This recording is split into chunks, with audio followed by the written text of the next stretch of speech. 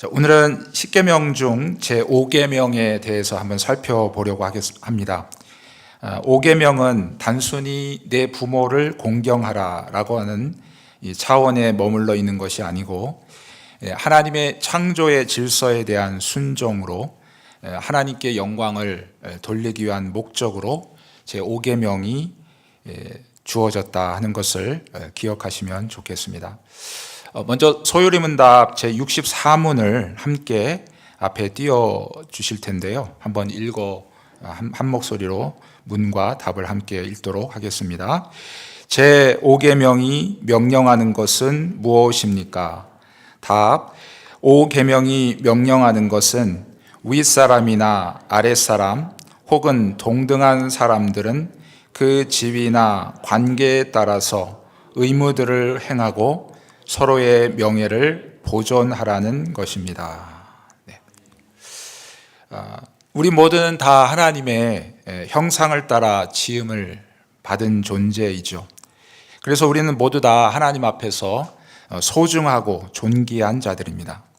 하지만 질서적인 측면에서 보면 하나님께서는 우리 모두를 똑같이 만드시지는 않았습니다. 과거로부터 이 지구상에 존재했던 사람의 수가 얼마나 될까요? 그들 모두가 여러분 다 똑같은 얼굴을 가지고 있는 사람은 하나도 없습니다. 겉모습뿐만 아니라 성격도 다 다르죠. 자, 마찬가지로 바로 하나님은 우리를 모두 다 똑같은 위치에 있도록 하지 않으셨다 하는 사실입니다. 그래서 어떤 사람은 높은 자리에, 또 어떤 사람은 낮은 자리에, 또 어떤 사람은 금그릇과 같은 모습으로, 또 어떤 사람은 질그릇과 같은 모습으로 빚어주셨다 하는 사실입니다. 이것은 바로 하나님께서 그 온 우주의 주제가 되시고 또 하나님의 뜻대로 이 온 우주를 다스리고 통치하신다라고 하는 바로 하나님이 주권자이심을 드러내는 것이죠. 사람은 혼자 살아가는 존재가 아닙니다. 그래서 하나님께서는 바로 아담과 하와를 창조하시고 그리고 그들로부터 많은 자손이 태어나게 하셨습니다. 그들 중에서 누구는 권위자로, 또 그들 중 누구는 그 권위자에 순종하는 자로 세워주셨다 하는 것입니다. 여러분, 우리 안에 공동체의 가장 기본이 되는 것이 가정이죠. 그래서 가정이라고 하는 것은 바로 한 남자와 한 여자가 만나서 결혼함으로 가정을 이루게 되는데 바로 하나님께서는 남편을 그 가정의 권위자로 세우셨다 하는 것입니다. 하나님께서 남자를 편애하셔서 남자를 가정의 권위자로 세우신 것이 아닙니다. 이것은 하나님의 주권적인 역사하심을 따라 바로 남자를 가정의 권위자로 세우시기로 하나님이 뜻하신 것이죠. 그래서 결코 여자는 열등한 존재가 아니라고 하는 사실을 우리가 기억해야 하겠습니다. 이것을 어떤 사람들은 차별이다 이렇게 생각하는 경우가 있습니다. 차별이 아니고 차이이고 또 질서라고 하는 사실이죠. 그래서 남자와 여자는 하나님 앞에서 존귀한 존재지만 분명히 차이가 있다 하는 것을 아실 것입니다. 여러분, 삼위일체 하나님이 존재하시는 방법도 마찬가지죠. 그래서 한 하나님, 일체할 때 한 하나님이라고 한 분 하나님을 우리가 섬기고 있죠. 그러나 삼위, 성부 하나님과 성자 예수 그리스도, 성령 하나님, 이 한 분, 이 삼위로서 온 우주를 함께 창조하시고 구원의 사역을 이루셨습니다. 성부, 성자, 성령은 바로 우리의 기도의 대상이시고 또 예배의 대상이 되시죠. 그래서 성부, 성자, 성령 바로 삼위 하나님께서는 한 하나님으로서 받으셔야 할 영광과 존귀가 동일합니다. 하지만 성부, 성자, 성령님은 차이가 있다 하는 것입니다. 이것은 바로 질서적인 차이다 하는 것이에요. 그래서 성부 하나님은 성자 예수를 보내시고 또 성령 하나님을 보내시고 성자 예수 그리스도는 성부 하나님으로부터 보내심을 받고 그리고 보혜사 성령님을 보내시고 그리고 성령 하나님은 성부 하나님과 성자 그리스도로부터 보냄을 받은 분이시다 하는 것이죠. 그래서 이처럼 이 삼위일체 하나님의 존재하시는 방식, 이것은 차별이 아닙니다. 성부 하나님이 제일 높고 그 다음 성자 예수 그리스도, 성령, 이런 식으로 우리가 생각하는 것이 아니고 동일한 하나님의 존귀와 영광이 있으시지만 분명한 질서적인 차이가 있다 하는 것을 알 수 있다 하는 것입니다. 온 우주 만물의 주제이신 하나님께서는 바로 남편을 가정의 권위자로 세우셨죠. 뿐만 아니라 바로 부모와 자식 관계에서는 바로 부모를 바로 자녀들의 권위자로 세우셨다 하는 것입니다. 교회 공동체는 어떻습니까? 교회 공동체는 우리가 다 성도라고 하는 우리의 정체성 아래 하나님의 부르심을 받아 주를 고백하는 자들의 모임이 바로 교회 공동체죠. 그래서 우리는 다 성도입니다. 성도라고 하는 것은 세상으로부터 부름을 받아 구별되어 하나님의 거룩한 백성으로 세워진 그러한 사람을 성도라고 부릅니다. 그러나 교회 공동체 안에는 또한 질서가 있죠. 또 그 공동체 안에서 하나님께서 맡기신 역할에 따라서 그 직분을 하나님께서 맡기셨다 하는 것입니다. 그래서 어떤 이에게는 목사, 어떤 이에게는 장로, 어떤 이에게는 집사, 이런 직분들을 맡겨주셨습니다. 모두가 다 성도고 모두가 다 하나님께 부름받은 존귀한 하나님의 자녀들이지만, 그러나 하나님께서는 이 교회 공동체의 권위자를 누구로 세우셨느냐? 바로 당회라고 하는, 그죠? 목사님과 장로님들로 이루어진 이 당회를 세워주셔서 바로 이 당회의 결정을 바로 하나님의 뜻으로 받아들이고 우리가 순종하며 따라가는 것이다 하는 것입니다. 여러분, 나라는 어떻습니까? 이 나라 안에 여러 사람이 존재하죠. 어린아이도 있고 어른도 있고 남자도 있고 여자도 있고 많이 배운 사람도 있고 덜 배운 사람도 있고 부자도 있고 가난한 사람도 있지만, 그러나 하나님께서는 특별히 위정자들을 권위자로 세우셨다 하는 사실입니다. 그래서 여러분, 성경에서 특별히 하나님께서 오늘 5계명에서 특별히 우리에게 강조하고 있는 것은 바로 이 한 가정에서 남편과 그리고 부모의 권위에 순종하는 것, 또 교회에서 이 당회의 지도에 순종하는 것, 또 사회, 여러분의 직장에서는 어떻습니까? 직장에 여러분의 상사들이 여러분의 권위자들이죠. 그래서 그들에게 순종하는 것, 또 이 나라 민족 가운데 대통령을 비롯한 많은 위정자들의 권위에 순종하게 되는 것. 자, 이렇게 될 때 바로 이것이 하나님이 기뻐하는 뜻이 되는 것입니다. 그리고 이렇게 될 때 가정이 평안하고, 그리고 교회가 평안하고, 사회가 평안하고, 국가가 평안하게 된다. 그래서 이것을 통해서 하나님은 이 세상을 통치해 가시고, 그리고 하나님은 영광을 받으신다 하는 것입니다. 우리 중 누군가는 윗사람의 자리에 있을 수도 있습니다. 또 누군가는 아랫사람의 위치에 있기도 합니다. 우리 중 누군가는 또 높은 자리에 있는 사람이 있을 수 있고, 또는 누군가는 낮은 자리에 있는 사람이 있습니다. 윗사람은 윗사람의 위치에서 아랫사람을 주장하는 자세가 아니라 섬기는 자세로 하나님께서 허락하신 권위를 행사해야 되겠죠. 또한 윗사람은 자기보다 더 높으신 그 권위를 주신 하나님을 기억하면서 겸손하게 그 권위자의 그 모든 것들을 행사해야 되겠습니다.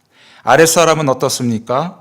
바로 하나님께서 가정과 그리고 교회와 그리고 국가의 지도자로 그들을 순종하고 그들의 권위에 따라가게 될 때 그것이 그들에게 복이 되고 기쁨이 되고 평안함이 있다는 것을 기억하며 억지로가 아니라 마지못함으로가 아니라 기쁨으로 우리가 그 권위자의 모든 행사에 순종함으로 나아가야 됩니다. 이것이 다 바로 이러한 모든 것들이 이루어지게 될 때 바로 하나님의 창조 질서가 아름답게 이루어지고 바로 하나님께서 이 세상을 다스려 가시며 우리에게 하나님의 은혜와 그리고 평안이 가득하게 되고 하나님이 영광을 받으신다 하는 사실이죠.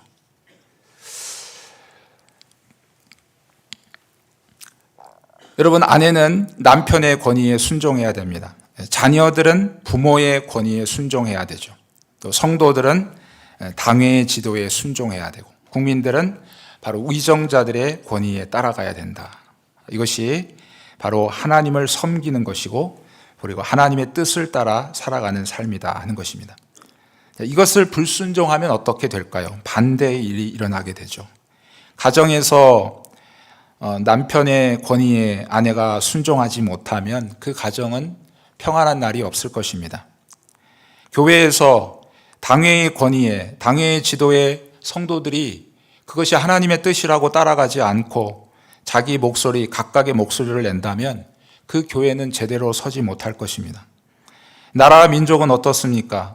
여러분, 세우신 국가 위정자들, 그들이 나의 정치 성향과 관계없이 하나님께서 세우셨다면 바로 나에게 세우신 권위자입니다. 그래서 우리는 바로 그 권위자의 이끌 행사에 우리가 순종함으로 따라가야 된다. 그렇지 않으면 나라는 혼란 속에 빠지게 되는 것이죠. 결국 사람을 거스리고 사람의 그 권위자의 뜻을 불순종하는 것 같으나 결국 그것을 그 권위자를 세우신 바로 하나님을 거스리고 또 하나님의 뜻을 저버리는 것이기 때문에 결국 그것은 큰 죄임을 성경이 우리에게 가르쳐 주고 있습니다. 여러분 잘 알고 계시다시피 하나님께서 모세를 통해서 이스라엘 백성들을 출애굽해 주셨죠. 그리고 광야 40년 동안에 모세를 통해서 하나님께서 이스라엘 백성들을 이끌어 주셨습니다. 하나님께서는 모세에게 권위를 주신 거죠. 모세가 위대하고 모세가 잘나서가 아니고 하나님께서 모세를 세우시기로 작정하시고 하나님께서 그를 통해서 하나님의 뜻을 이루시기를 위해서 모세를 세우신 것입니다. 그러나 그 모세를 사람으로 바라보고 결국 이 모세를 대적했던 자들이 나오게 되죠. 바로 고라와 그의 무리들이었다 하는 것입니다. 그들이 결국 모세의 권위를 거스르게 될 때 하나님께서는 바로 그들을 엄중하게 다스리셨다는 겁니다.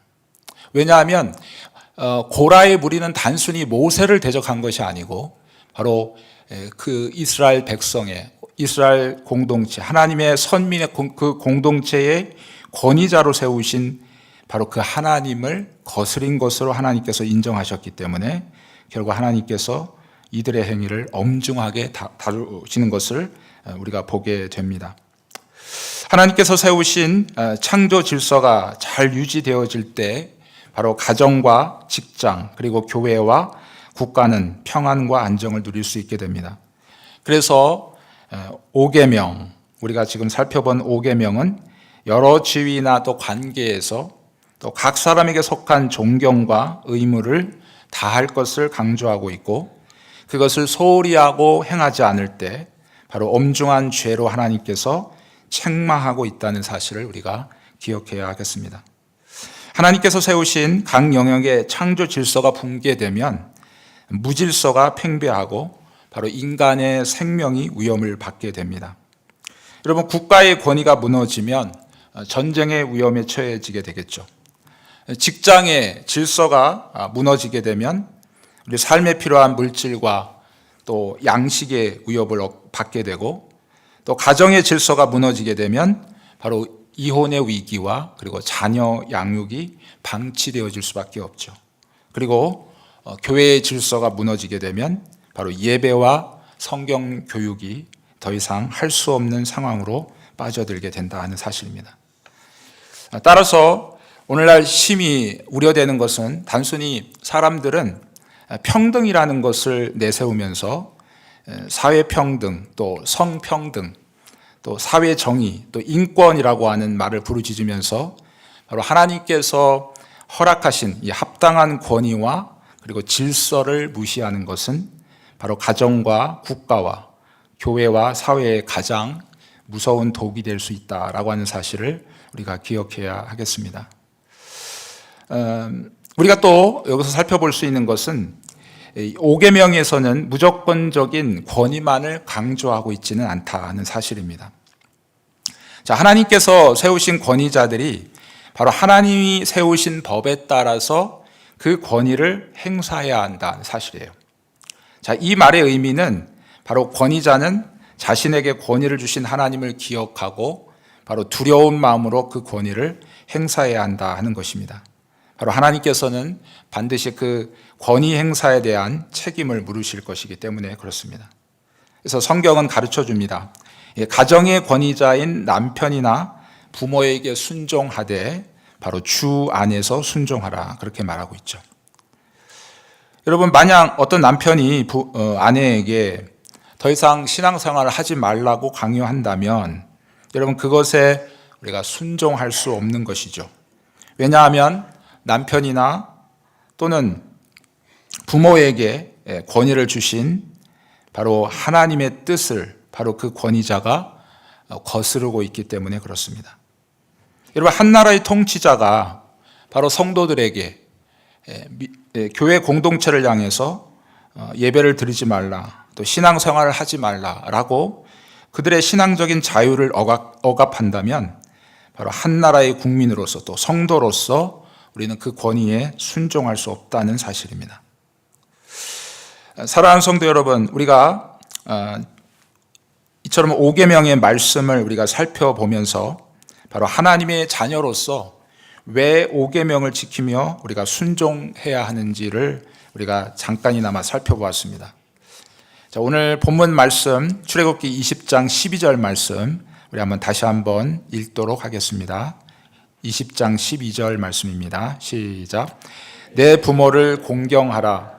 그리하면 내 하나님 여호와가 내게 준 땅에서 내 생명이 길리라. 아멘.